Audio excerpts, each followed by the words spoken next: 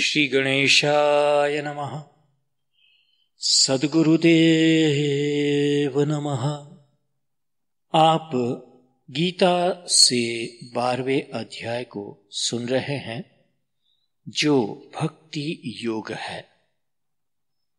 अब तक हमने भक्ति योग के प्रवचन जो अखंडानंद सरस्वती जी ने किए थे, उनमें से ही पढ़कर 7 श्लोक का रिकॉर्डिंग कर आपको सुनाया, जो कि 5 भाग में रिकॉर्डिंग हुआ था।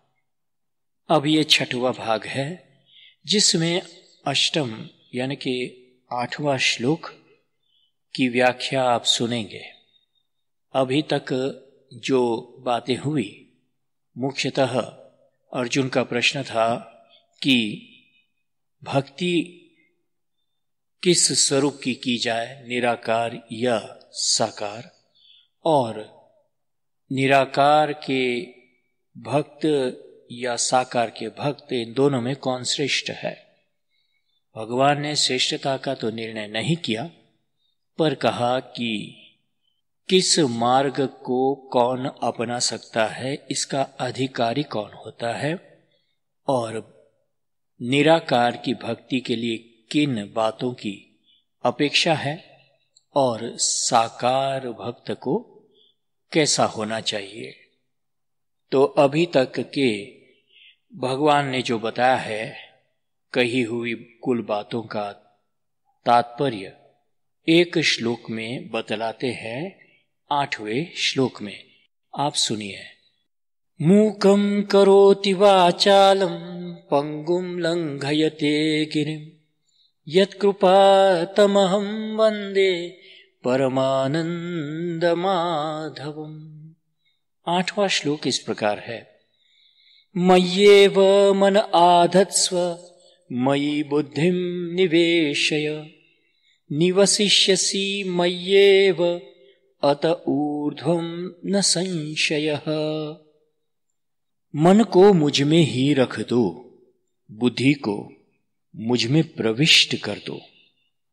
इसमें कोई संदेह नहीं है कि ऐसे करने के पश्चात मुझ में ही निवास करोगे। मय्ये वे में जो एव है, उसका अन्वय मयि बुद्धिम के साथ भी करके मय्येव बुद्धिम निवेशय ऐसा समझाना चाहिए। मय्येव मन आधत्स्व, भगवान में ही मन कैसे रखा जाए। यदि भगवान के कोई तिजोरी, जेब आदि स्थान होते और मन ऐसे जैसे कि पैसा, अक्षत, भोजन के समान पदार्थ होता, तो मन को भगवान में रख दिया जाता। वह कोई पदार्थ तो है नहीं कि उसे एक स्थान से उठाकर दूसरे स्थान पर रखा जा सके। अतएव मन को पहले समझना चाहिए। जो पदार्थों को प्रकाशित करे उन्हें ज्ञानेंद्रिय कहते हैं। जैसे जो रूप को दिखाए उसे नेत्र कहते हैं। यह पुरुष, यह स्त्री, वह पुस्तक आदि का ज्ञान हम नेत्र के द्वारा प्राप्त करते हैं। इसी प्रकार जो संकल्प विकल्प करे उसे मन कहते हैं। गंगा स्नान करने चले, वहां के निर्मल पवित्र जल में स्नान करके बड़ा आनंद आएगा। इसे इच्छा संकल्प कहते हैं। अब मन में दूसरी बात उठी, घर पर कोई नहीं है, कई लोग मिलने आने वाले हैं। इस समय घर छोड़कर गंगा स्नान करने कैसे जाया जाए, कैसे जाया जा सकता है। ऐसे ही मन में विक्षेप वृत्ति आती है। आपको किसी ने कहा, अमुक के यहां आपकी चर्चा हो रही थी, आपके प्रति उनके भाव अच्छे नहीं जान पड़े। आप इस बात को सुनने से पहले शांत बैठे थे। इस बात को सुनकर जो चित्त में बेचैनी हुई, वह विक्षेप है। मन संकल्प विकल्प किए बिना रह नहीं सकता। संकल्प विकल्प करते रहना ही मन का स्वरूप है। अतएव संकल्प और विकल्प भगवान के ही संबंध में करो।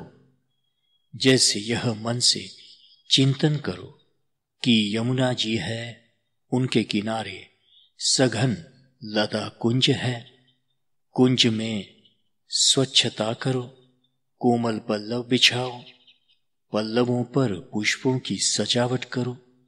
संकल्प करो कि भगवान आएंगे, मन ही मन उनके आगमन की प्रतीक्षा करो।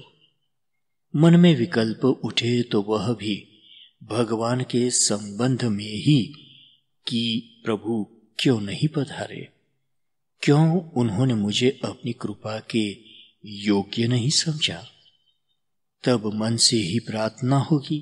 फिर संकल्प करो, सोचो कि भगवान के पधारने पर मैं इस प्रकार उनके चरणों पर मस्तक रखूंगा। वे इस प्रकार मुझे अपनी लंबी भुजाओं से उठाकर हृदय से लगा लेंगे। मैं इस प्रकार उनके चरण में पड़ जाऊंगा, उनके चरण धोऊंगा, ऐसे तिलक लगाऊंगा, इस प्रकार माला फिराऊंगा, इस प्रकार अमुक अमुक पदार्थ उन्हें खिलाऊंगा। इस प्रकार जब भगवान के ही संबंध में संकल्प विकल्प होने लगे तो तुम्हारा मन भगवान में रम जाएगा, रखा जाएगा, रखा गया। उनके विषय में जो पढ़ा सुना है उसका चिंतन करो। वर्तमान में भगवान के साथ खेलो, उनके साथ आगे कैसे रहोगे, कैसे उनका सत्कार करोगे, इसकी योजना बनाओ। इस प्रकार भूत, वर्तमान और भविष्य तीनों कालों को उनके चिंतन से भर दो। त्रिकाल में मन का संबंध भगवान से जोड़ देना, मन को भगवान के समीप रख देना है। मुसलमान धर्म के अंतिम पैगंबर मोहम्मद साहब से बहुत पहले हजरत मूसा एक पैगंबर हुए हैं। एक बार वे कहीं जा रहे थे, मार्ग में उन्होंने देखा कि एक गडरिया एक पत्थर पर आंखें बंद कर कर बैठा है और कह रहा है, ऐ खुदा, अगर तू मेरे पास आ जाए तो मैं तेरी दाढ़ी में कंघी कर दूं और तेरे सिर में तेल लगा दूं। हजरत मूसा उस गडरिये के पास गए और डांट कर बोले, यह तो काफिरों के समान क्या कुफ्र बकता है। खुदा के भी कहीं शक्ल है और उसके क्या दाढ़ी और सिर है कि तू कंघी करेगा और तेल लगाएगा। यह तो कसूर कर रहा है। गडरिया घबरा गया। उसने हजरत मूसा से कदमों पर सिर रखकर माफी मांगी और बोला, मैं तो बेवकूफ गडरिया हूं। हुजूर बता दें कि मैं खुदा का ख्याल किस तरह करूं। मूसा ने 2 क्षण सोचकर कहा, आफताब सूर्य की रोशनी की तरह खुदा रोशन है, उसका नूर सब कहीं फैला है, उसमें कोई शक्ल नहीं है। गडरिये को उपदेश देकर मूसा आगे बढ़े तो आकाशवाणी हुई, मूसा तुम दुनिया में किस लिए भेजे गए हो। हजरत मूसा ने कहा, बंदों को खुदा में लगाने के लिए। आकाशवाणी हुई, मगर तुम तो ठीक उल्टा काम करने लगे। जो लोग मुझ में लगे हैं उनको तुम मुझसे दूर करते हो। वह गडरिया जो कुछ कह रहा था वह गलत था, तो तुमने जो खुदा को रोशनी की तरह बताया, क्या वह ठीक है? क्या करोड़ों आफताबों की रोशनी को मिलाकर भी मेरा मुकाबला कर सकती है? मूसा ने कहा, नहीं मेरे मालिक, आफताबों की रोशनी भी आपकी कभी बराबरी नहीं कर सकती।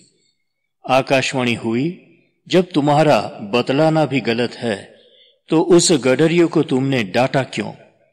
वह भले ही कुछ भी सोच रहा हो, लेकिन मेरे बारे में ही तो सोच रहा था। गुनाह वह नहीं कर रहा था, तुमने किया है। हजरत मूसा ने लौटकर उस गडरिये की क्षमा मांगी। इसलिए जिसका भगवान में जिसका भगवान के जिस रूप में प्रेम हो, जिसकी भगवान के संबंध में जो मान्यता हो, उसे उसी के अनुसार चिंतन करना देना चाहिए। मत्स्य, कच्छप, वराह, नृसिंह आदि चाहे जिस रूप में साकार या निराकार चाहे जैसा मानकर चिंतन करो, किंतु करो भगवान का ही। बहुत से लोग भजन तो भगवान का करते हैं, किंतु उनसे चाहते हैं संसार के पदार्थ, धन, स्त्री, पुत्र, सम्मान, पद आदि। यह मन को भगवान में नहीं संसार में रखना है। भगवान को ऐसा उपासक भक्त नहीं लगता। उनको भी ऐसा लगता है कि द्वार पर कोई भिक्षुक आ गया है। अतः भगवान से किसी सांसारिक पदार्थ की कामना मत करो। भगवान से केवल भगवान को चाहो, उनका प्रेम चाहो। संसारी लोगों का सहज स्वभाव है कि वे मन को अनेक स्थानों पर लगाए रखते हैं। धन, पुत्र, स्त्री, परिवार, मित्र, व्यापार, प्रतिष्ठा आदि बहुत से स्थानों पर उनका मन लगा होता है। यह नियम है कि मन जितने अधिक स्थानों पर लगा होगा, व्यक्ति को उतनी ही अशांति, उतना ही अधिक दुख होगा। यह जो एक मन बहुत ठौर करी, कहूं कौन सचु पायो। भटकते हुए मन को शांति कैसे मिल सकती है। अतः भगवान ने कहा, मय्येव मन आधस्त्व, मन को मेरे घर में रख दो। जब कोई बालक बिगड़ जाता है और घर के लोगों के प्रयत्न से सुधर नहीं पाता, तो उसे किसी छात्रावास में किसी बड़े अनुभवी के निरीक्षण में रखा जाता है। भगवान कहते हैं कि यदि तुम अपने मन को ठीक नहीं रख सकते तो उसे मेरे पास रख दो। अब कोई अपने मन को ठीक न करना चाहता हो, शांत करने में असमर्थ हो, तो जो सर्वसमर्थ है, सबसे बड़ा और तुम्हारा परम हितैषी है, उसके पास रख दो। मन को भी 2-4 दिन के लिए नहीं, सदा के लिए रखना है। मन की वृत्तियां बहुत है, उनमें सबसे महत्व की वृत्ति श्रद्धा होती है। किसी वस्तु, व्यक्ति या भाव को बड़ा मानने लगना ही जीवन को मोड़ने का प्रारंभ है। अतएव भगवान को ही सर्वश्रेष्ठ, सर्वज्ञ, सर्वशक्तिमान, परम सुहृद, मृदुर, दयालु चिंतन करो। यदि मन में विकल्प प्रधान हो तो भगवान सगुण या निर्गुण, निराकार या साकार अवतार लेते हैं या नहीं, इन बातों पर विचार करो। पूर्ण पुरुष श्री कृष्ण या श्री राम, वे मुझ पर भी कभी कृपा करेंगे या नहीं? जीवन में वह दिन कब आएगा जबकि प्रभु मुझ पर कृपा करेंगे? कबहू सो कर सरोज रघुनायक, धरहि हो नाथ सिर मेरे। मन में दुख वृत्ति आए तो उसे यह समझकर सहन कर लो कि उसके अंत में भगवान मिलने वाले हैं। जूट और रुई की मिलों के मजदूर कितनी धूली गर्द में दिन भर कितने कष्ट और श्रम का जीवन व्यतीत करते हैं। यह कष्ट वे इस आशा में सहते हैं कि महीने अथवा सप्ताह के अंत में उन्हें मजदूरी के पैसे मिलेंगे। भविष्य के सुख की आशा से कष्ट सहन की शक्ति आती है। वे मजदूर उस गर्द धूली के कारण बीमार पड़ते हैं और डॉक्टर के पास जाकर दवा कराते हैं, किंतु स्वस्थ होकर फिर उसी काम पर आ जाते हैं। देवी कुंती ने तो श्रीमद् भागवत में प्रार्थना करते हुए भगवान से विपत्ति का वरदान मांगा। विपदः सन्तु नः शाश्वत, तत्र तत्र जगद्गुरो, भवतो दर्शनम यत् स्याद पुनर्भव दर्शनम। हे जगदीश्वर श्री कृष्ण, मुझे तो तुम बार बार विपत्ति आती रहे ऐसा वरदान दो। श्री कृष्ण बोले, बुआ जी, आप यह क्या मांगती है? कहीं विपत्ति भी कोई मांगने की वस्तु है? कुंती देवी ने कहा, विपत्तियों के अंत में क्योंकि तुम आते हो इसलिए मुझे तो विपत्ति ही प्रिय है। लाक्षागृह में हमें जलाने का प्रयत्न हुआ तो तुम वन में आए। कौरवों की द्यूत सभा में द्रौपदी का चीरहरण होने लगा तो वस्त्रावतार लेकर तुम प्रकट हुए। वन में दुर्वासा मुनि संकट बनकर पधारे तो तुम आए। विपत्ति आती है तो उसके अंत में तुम भी तो आते हो।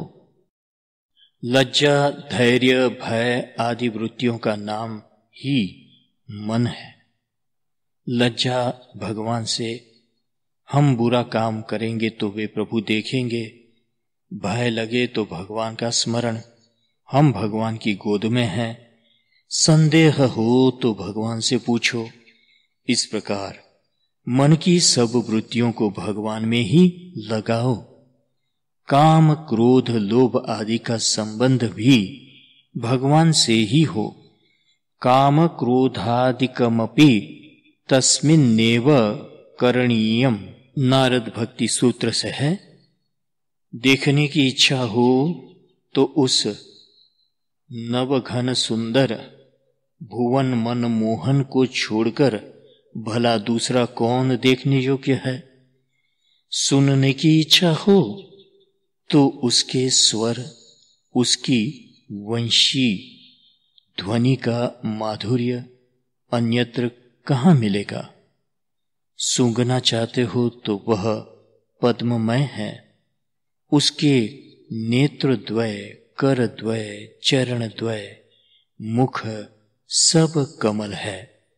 उसके शरीर से नील पद्म की सौरभी आती है। दिव्य सौरभ की मूर्ति है वह।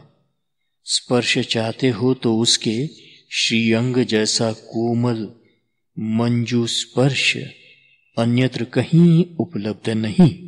रस लेना है तो रस और कहीं है ही नहीं। श्रुति तक ने रसो वैसह कहा है।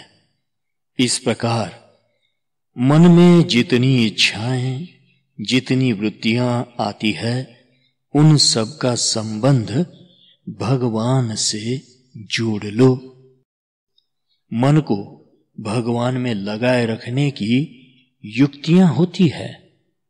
बिना युक्ति के मन नहीं लगता। इसलिए गुरु की तथा सत्संग की आवश्यकता है। बिना युक्ति मन निंदिताम, बिना युक्ति मन निंदिताम, बिना निर्दोष युक्ति के काम चलता नहीं है। वे युक्तियां क्या है? आध्यात्म विद्याधिगमः साधु संगतिरेव च वासना संपरित्यागः प्राणास्पंद निरोधनम् एतास्ता युक्तयः पुष्टाः सन्ति चित्त जये किल। आध्यात्म विद्या को जानना शरीर में नासिका, कर्ण, नेत्र और मुख, ये जो 7 द्वार है, इनमें जो प्रकाश बाहर की वस्तु का पड़ता है उसकी सूचना ये मन को देते हैं। इस पर विचार करो कि इंद्रियां कैसे काम करती है। मन कहाँ बैठा है? मन का स्वामी, मन को शक्ति देने वाला कौन है? इसका नाम आध्यात्म विद्या है। इसके द्वारा अंतर्यामी रूप से भगवान तक पहुंचोगे और मन भगवान में लग जाएगा। तुम में जहां यह अहम अहम होता है उस स्थान को ढूंढो, वहां प्रभु विराजमान मिलेंगे। मयि बुद्धिम निवेशय।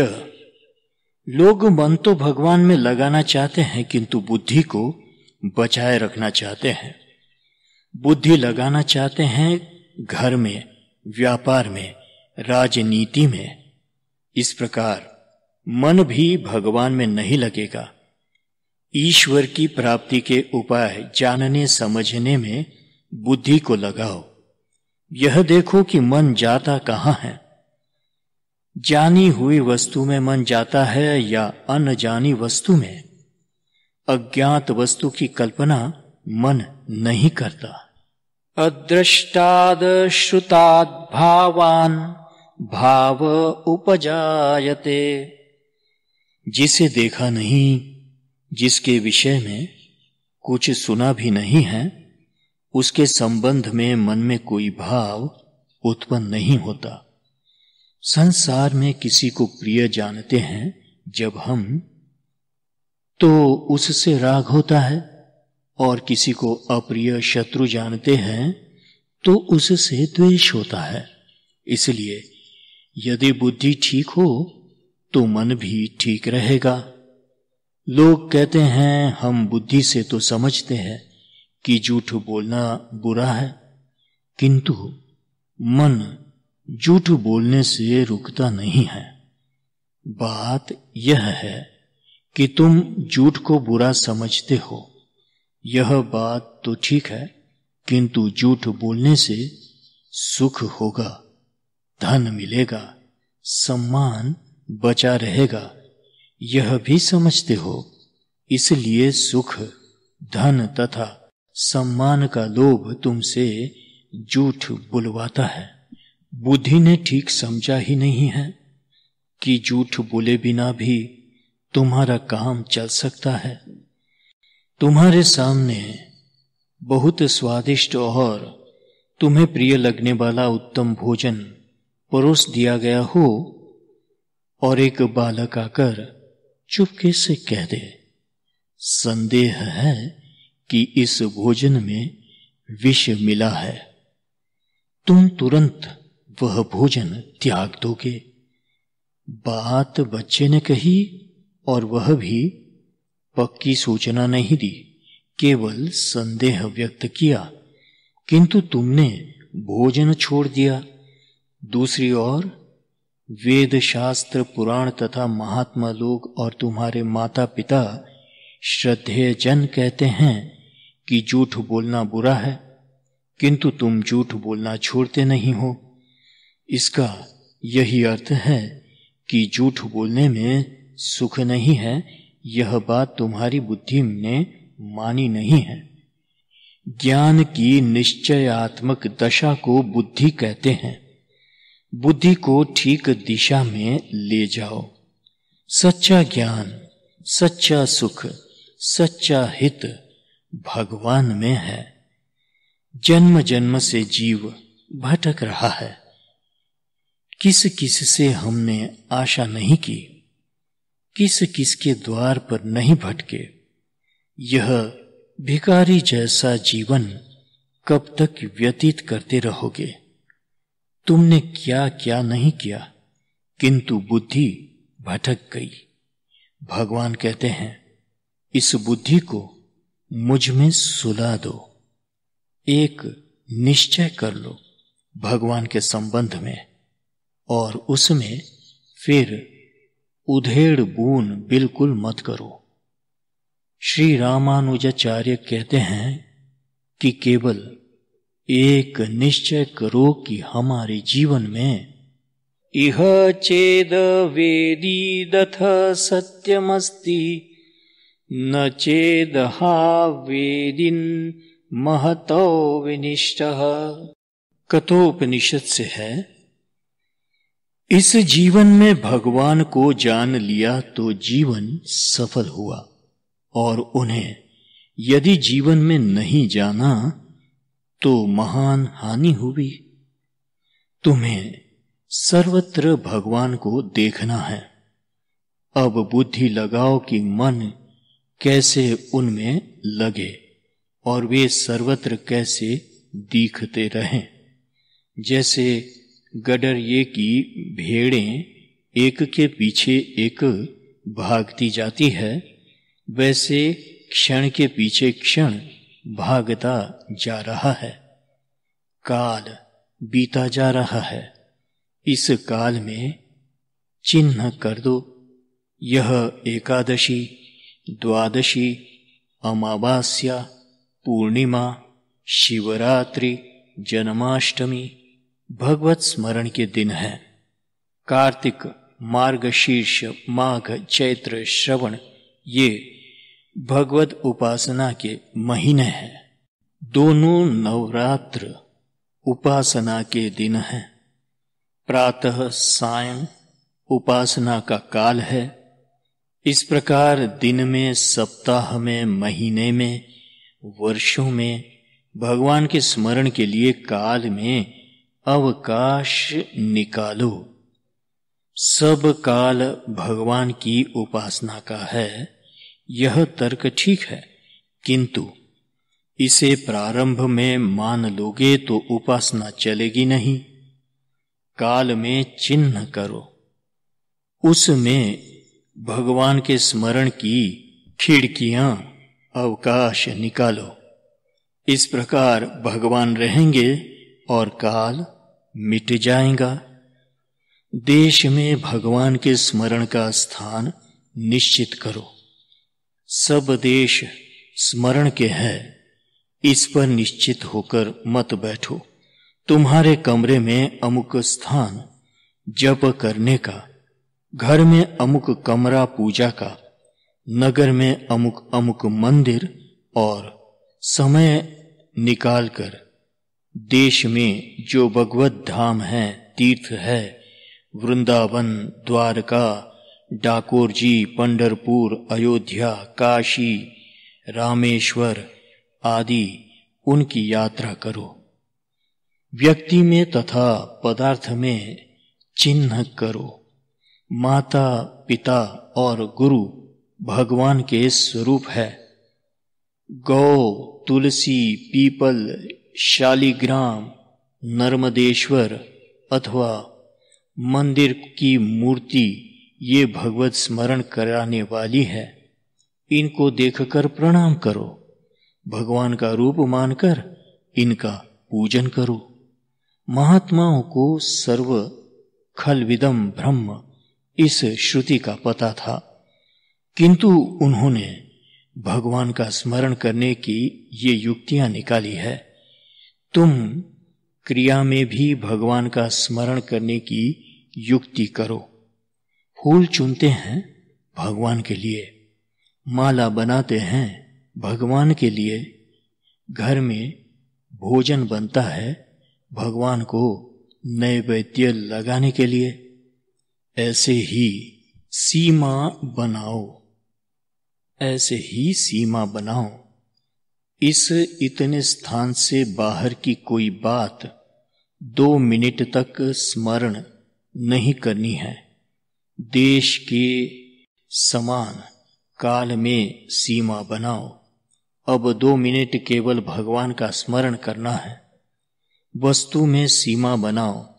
2 मिनट तक इस कमरे के भीतर की इतनी सामने रखी वस्तुओं को छोड़कर और कुछ स्मरण नहीं करना है। इस प्रकार बुद्धि लगाकर क्रम क्रम से मन को भगवान के चित्त में लगाओ, तभी मन भगवान में लगेगा। अभी तुम्हारा मन कहाँ लगता है? जगत के चिंतन में। यह जगत कैसे बना है? जगत का मूल तत्व एक है या 2?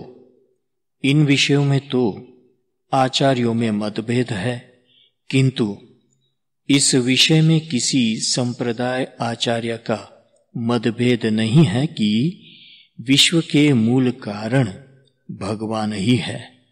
श्री शंकराचार्य, श्री रामानुजाचार्य, श्री विष्णु स्वामी, श्री निम्बकाचार्य आदि सभी आचार्य यही मानते हैं कि जगत के रूप में ईश्वर ही व्यक्त हो रहा है।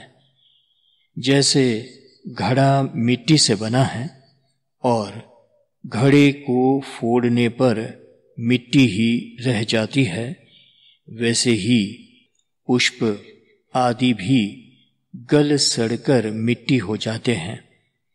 इसी प्रकार महाप्रलय में जब ब्रह्मांड रूपी घट फूट जाता है, नष्ट हो जाता है, तब ये सब नाम रूप परमात्मा में ही समा जाते हैं। मयि बुद्धिम निवेशय में निवेशय का अर्थ है कि जगत के मूल मसाले का चिंतन करो। यह चिंतन करने से पता लग जाएगा कि परमात्मा के अतिरिक्त कुछ नहीं है। ऐसा ज्ञान हो जाने पर यत्र यत्र मनो याति तत्र तत्र समाधयः, ईश्वर के संबंध में सोचो कि वह जगत का कैसे अभिन्न निमित्तोपादान कारण है।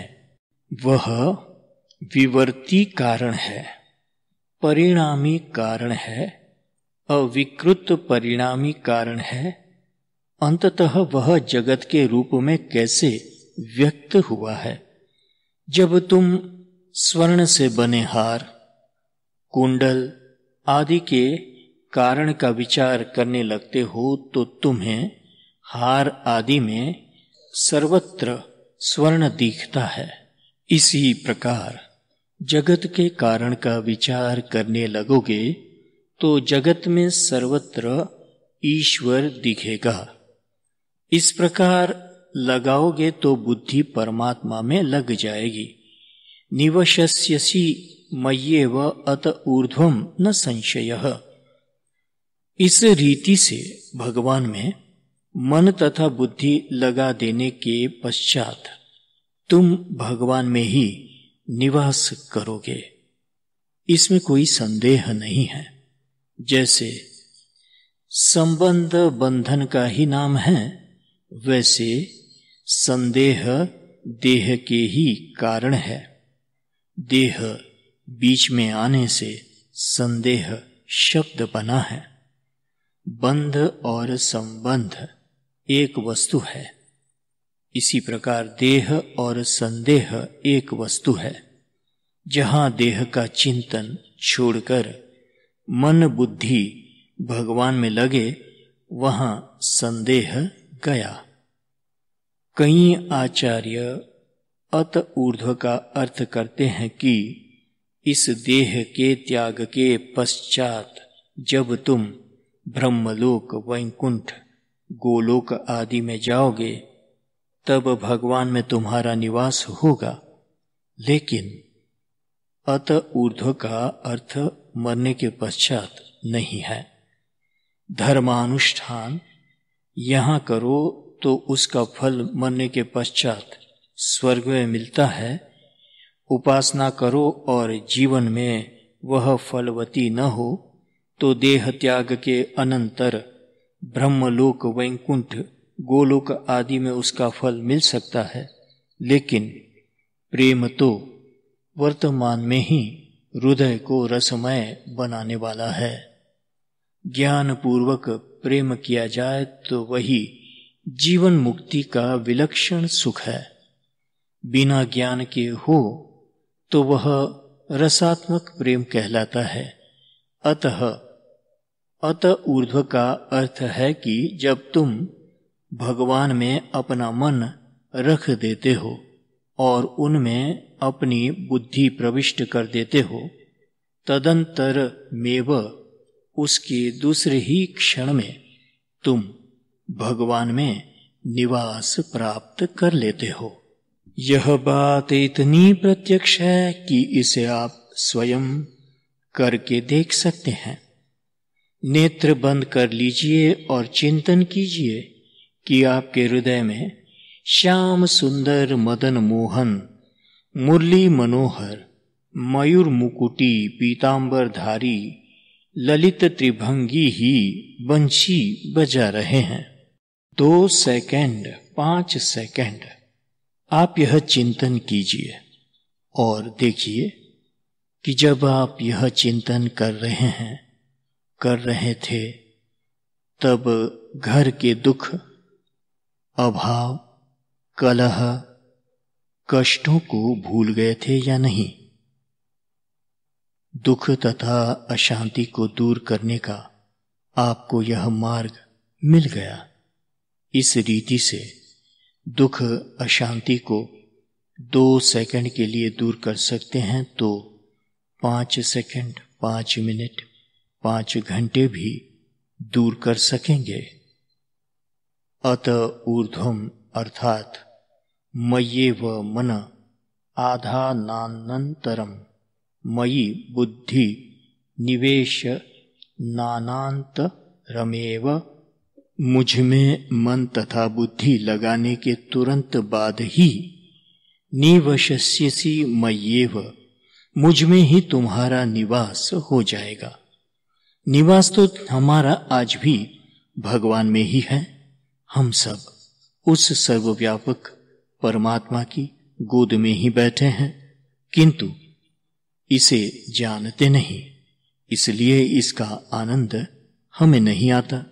एक शाक सब्जी बेचने वाले के पास पारस पत्थर था, लेकिन वह जानता नहीं था कि यह पारस है। इसके स्पर्श से लोहा सोना हो जाता है। वह उस पारस को तोलकर शाक बेचा करता था। पारस पास में होने पर भी पहचान न होने के कारण वह कंगाल था। एक किसान को हीरों से भरा थैला मिल गया। वह हीरों को पहचानता नहीं था, इसलिए ज्वार के खेत में आने वाली चिड़ियों को वह हीरे फेंक फेंक कर भगाता रहा। इसी प्रकार हम सब परमात्मा में स्थित है, किंतु जानते नहीं, इसलिए दुखी है। जैसे चलते समय हमारा प्रत्येक पग पृथ्वी पर ही पड़ता है, वैसे ही हमारी समस्त क्रियाएं परमात्मा में ही हो रही है। जगत का अभिन्न निमित्तोपादान कारण परमात्मा ही है। जीवों को जीवन रूपी तरंगे परमात्मा रूपी समुद्र में ही उठती गिराती है। आत्मांबुराशो निखिलोऽपि लोको मग्नोऽपि नाचामति नेक्षते च, आश्चर्यमेतन्मृगतृष्णिकाभे भवाम्बुराशो रमते मृषैव, आनंद सिंधु मध्य तव बासा बिनु जाने तय मरसी पियासा, धोबिया जल बीच मरत पियासा, जल बीच टाढ़ पियत नहीं मूरख, अच्छा जल है खासा। मन में 2 अंश होते हैं, ज्ञानांश और संकल्पांश। वेदांती कहते हैं कि संकल्पांश का अपवाद कर दो, उसे बट्टे खाते में छोड़ दो। ज्ञानांश तो परमात्मा के ज्ञान से भिन्न नहीं है, अतः ज्ञान को एक कर दो। ज्ञान का एकत्व हो जाने पर परिच्छिन्नता कट जाती है, अतएव संकल्प विकल्प सब बाधित हो जाते हैं और परमात्मा ही रह जाता है। भक्तों की रीति है कि वासना को, संस्कार को, प्रियता को भगवान के साथ जोड़ा जाए। ज्ञान तो आत्मस्वरूप है ही, अतः मय्येव मन आधस्त्व का अर्थ है कि मन के ज्ञानांश को आत्मरूप जानो और मन की वासना, प्रियता को भगवान में जोड़ दो। मयि बुद्धिम निवेशय, बुद्धि में एक तो ज्ञान होता है और दूसरे बाहर से इंद्रियों के द्वारा से आए विषयों के आकार होते हैं। वेदांती कहते हैं कि बाहर से आए विषयों के आकार का तिरस्कार कर दो। बुद्धि में जो ज्ञान मात्र है वह परमात्मा का स्वरूप ही है। इस ज्ञान स्वरूप में परमात्मा को जान लिया तो बुद्धि भगवान में लग गई। लेकिन सगुण साकार उपासना में थोड़ा अंतर है।